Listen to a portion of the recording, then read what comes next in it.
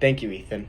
So, after hearing about Gandhi, his upbringing, and some of the hardships he faced, we're going to talk about some of the things he was able to accomplish.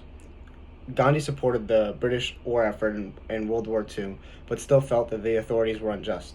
Soon after the war, he organized a campaign of passive resistance in response to the Rowlatt Acts, which discriminated against Indians.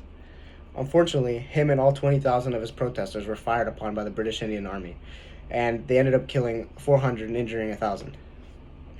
This movement called for a huge boycott of British goods and institutions.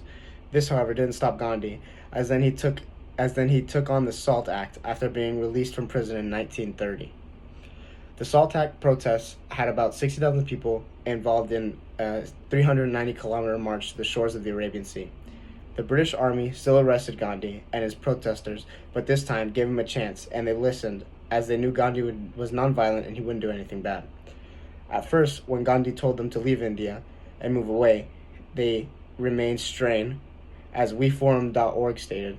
Unfortunately for him, after the end of World War II, Britain was more willing to discuss their independence, and on August 15th, 1947, India gained their independence. Gandhi was a great man who I think everyone should learn about in schools, as his story is proof that one man can make a difference. He was beaten and thrown in jail many times, but immediately went back to protesting. His religious background could be to thank for all this, as he was never afraid to speak his mind. I hope this speech, or at least this one man, can bring you an inspiration, as he was truly a great man. We have to remember that people can make impacts, even just being one person by themselves. Obviously, he can't be credited for all the great things that happened in Britain, or that happened in India, but he's still one of the people who, started the movement. And, he's one of the greatest people to ever, act as a civil rights leader.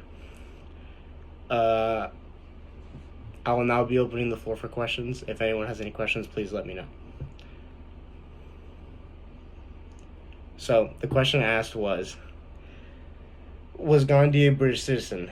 And yes, he was. He was actually a lawyer in Britain, and he later moved to India after World War I, after supporting the war efforts. If there are no further questions, I will now be closing the floor.